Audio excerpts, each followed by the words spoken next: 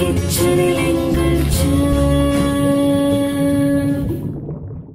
உங்கள் கிச்சன் எங்கள் ஷெஃப். இன்றைக்கி நான் யார் கிச்சனில் இருக்கேன்னு பார்த்தீங்கன்னா ஸ்ரீதேவியோடைய கிச்சனில் தாங்க இருக்கேன். அவங்க வந்துட்டு மஷ்ரூம் கேட்டாங்க இல்லையா, நான் மஷ்ரூம் என்ன பண்ண போகிறேன்னு பார்த்தீங்கன்னா மஷ்ரூமும் சீஸும் வச்சுட்டு க்ராக்கெட்ஸ் தான் பண்ண போகிறேன். இந்த சீஸ் அண்ட் மஷ்ரூம் க்ராக்கெட் பண்ணுறதுக்கு என்னென்ன இன்க்ரீடியன்ஸ் தேவை அப்படின்றத நம்ம முதல்ல பார்த்துடலாமா?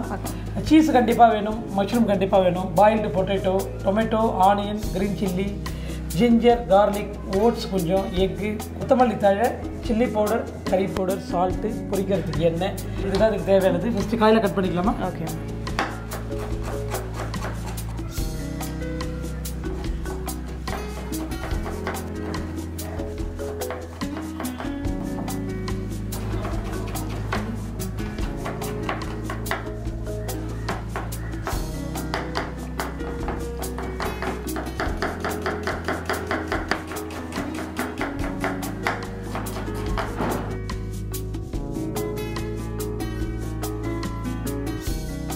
காய் கட் பண்ணிட்டோம். இப்போ கடாயை பற்ற வச்சிடலாமா?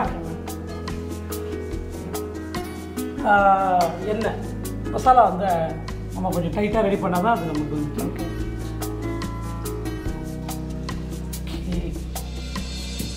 பொட்டேட்டோ இதில் மேட்ச் பண்ணி வச்சுக்கலாமா? ஓகே. பொட்டேட்டோ மேட்ச் பண்ணால் தான் நமக்கு அது ஸ்டஃபிங் ப்ராப்பராக இருக்கும்.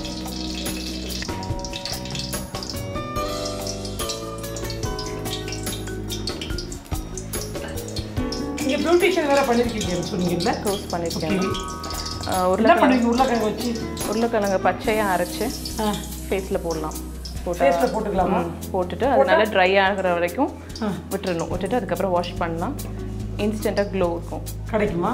நல்ல ஒரு விஷயம். யார் யாருக்கெல்லாம் பழுத்து கருப்பாக இருக்கோ உங்களுக்கு எல்லாமே இந்த உருளைக்கிழங்கை வாங்கி அரைச்சி ஃபுல்லாக பூசிக்கிட்டு உலர்ற வரைக்கும் வெயிட் பண்ணிவிட்டு கழுவுங்க, கலர்ஃபுல்லாக வந்துடுவீங்க. அப்படிதானே? ரெகுலராக. சூப்பர். எண்ணெய் காஞ்சிருச்சு. இப்போ வந்துட்டு ஜிஞ்சர், அடுத்தது கார்லிக், அடுத்தது கிரீன் சில்லி, மூணு ஃப்ரை பண்ணிவிட்டு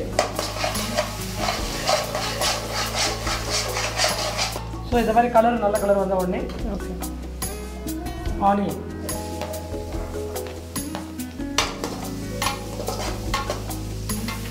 இப்போ வந்துட்டு டொமேட்டோ,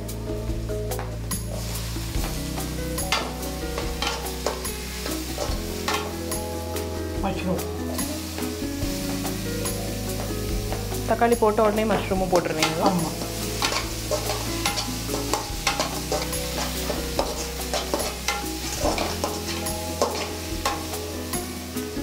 இது கூட மேஷ் பண்ணி வச்சுருக்கிறேன் பொட்டேட்டோ.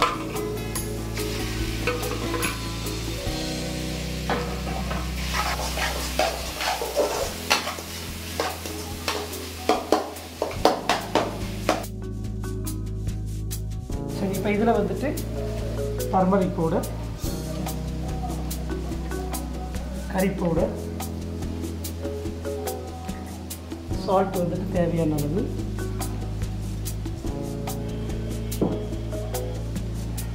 சில்லி போட்டிருக்கோம், கொஞ்சோண்டு சில்லி பவுடர்,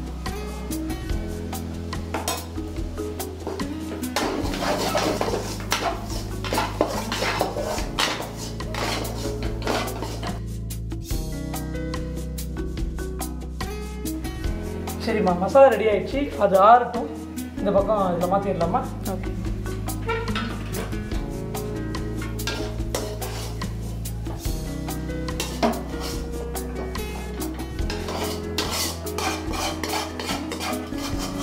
எண்ணெய் ஊற்றி வச்சுருவோம். எண்ணெய் காய்ட்டும் அதுக்குள்ளே இது நம்ம ஸ்டஃபிங் ரெடி பண்ணிடலாம். சரியா? கடாய் எடுத்துடலாமா? வச்சுடுங்க. ஆயில் ஊற்றிட்டு ஆயில் காய்ட்டும் அதுக்குள்ளே நம்ம அதை ரெடி பண்ணிடலாம். Okay okay.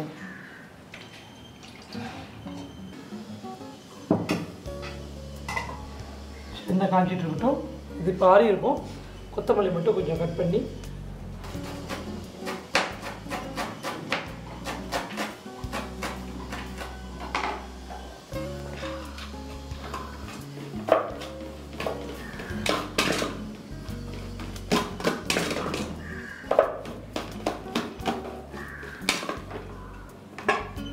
நல்லா ஆறிடுச்சு இல்லையா?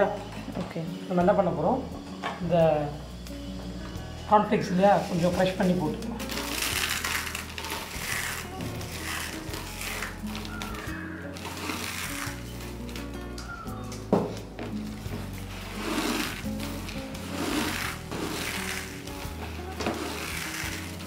இப்போ வந்துட்டு கொஞ்சம் கார்ன்ஃப்ளேக்ஸ் போட்டிருக்கோமா, கொஞ்சம் ஓட்ஸ்.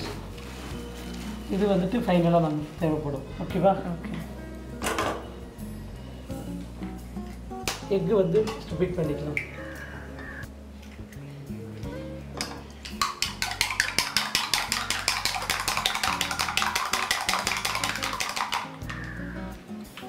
ஒரு பக்கம் எக்கு பீட் பண்ணி வச்சுட்டு இந்த மசாலாவை நமக்கு என்ன சைஸ் வேணுமோ அந்த சைஸுக்கு வந்துட்டு முதல்ல ரெடி பண்ணிக்குவோங்க ரவுண்டாக. இந்த சீஸ் இருக்கு இல்லையா, சீஸை வந்துட்டு உள்ளே ஒரு சின்ன சின்ன டம்ப்ளிங்ஸாக ஃப்ரை ஆகும்போது உங்களுக்கு வந்துட்டு இது சாப்பிட்றதுக்கு நல்லாயிருக்கும்.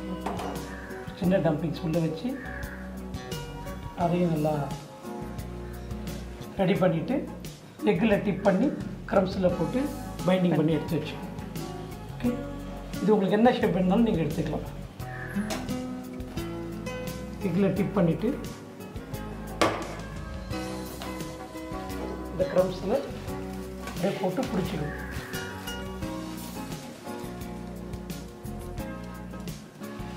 இந்த மாதிரி எடுத்து வச்சுக்கணும்.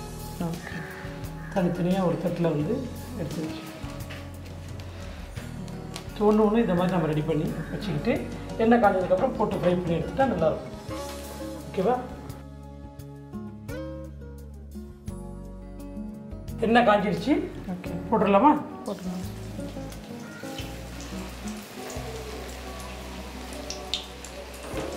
நீங்கள் இந்த பக்கம் வந்துருக்கு.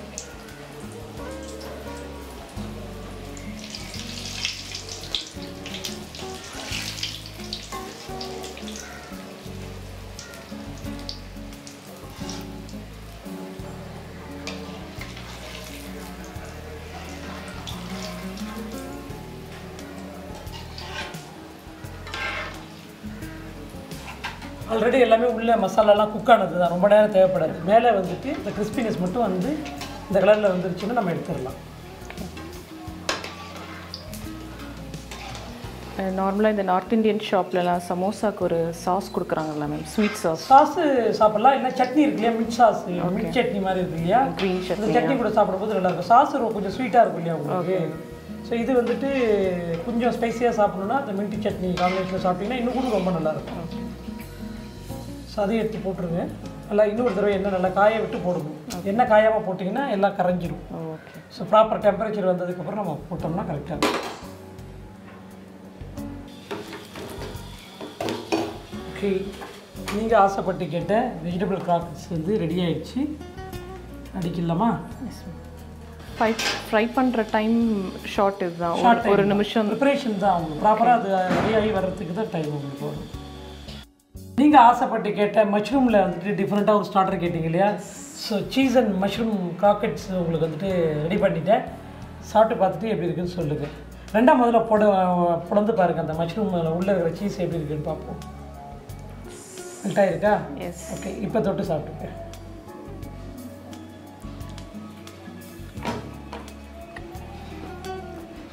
சுடுதா? சுடுதா? லைட்டாக சுடுதா? ரொம்ப பிரமாதமாக இருக்குது பார்க்குறதுக்கும் சரி, சாப்பிட்றதுக்கும். எல்லாமே கரெக்ட் ஃப்ளேவர், எல்லாமே கரெக்டாக இருக்குது மேம். எல்லாமே கரெக்டாக இருக்குது. ரொம்ப நல்லா இருக்கு. செஞ்சுருக்கேன். சான்ஸே இல்லை, சூப்பர்.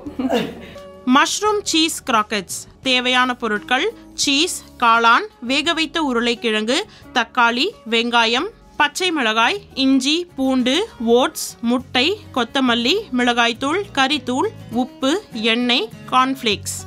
செய்முறை: முதலில் இஞ்சி, பூண்டு, பச்சை மிளகாய், காளான், வெங்காயம், தக்காளி ஆகியவற்றை நறுக்கி வைக்கவும். வாணலியில் சிறிதளவு எண்ணெய் ஊற்றி காய்ந்ததும் நறுக்கிய இஞ்சி, பூண்டு, பச்சை மிளகாய், வெங்காயம் ஆகியவற்றை சேர்த்து வதக்கவும். பிறகு தக்காளி, காளான், மசித்த உருளைக்கிழங்கு ஆகியவற்றை சேர்த்து நன்கு வதக்கவும். மஞ்சள் தூள், கறித்தூள், உப்பு, மிளகாய் தூள் ஆகியவற்றை சேர்த்து கலக்கவும். மற்றொரு வாணலியில் பொரிக்க தேவையான அளவு எண்ணெய் ஊற்றி காயவிடவும். காளான் கலவையோடு நறுக்கிய கொத்தமல்லியை சேர்த்து கலக்கவும். ஒரு தட்டில் கார்ன்ஃப்ளேக்ஸ் மற்றும் ஓட்ஸ் சேர்த்து கலந்து வைக்கவும். ஒரு பாத்திரத்தில் முட்டையை உடைத்து அடித்து வைக்கவும்.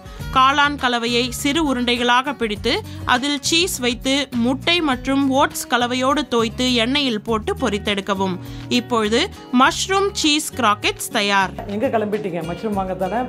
கண்டிப்பாக வாங்குங்க, ட்ரை பண்ணி பாருங்கள். வழக்கம் போல் ஃபீட்பேக் சொல்லுங்கள். நாளைக்கு நான் தேடி வரக்கூடிய கிச்சன் உங்கள் வீட்டு கிச்சனாக இருக்கலாம். அது வரைக்கும் வணக்கம் கூறி விடைபெறுவது ஷெஃப் மால்குடி கவிதா.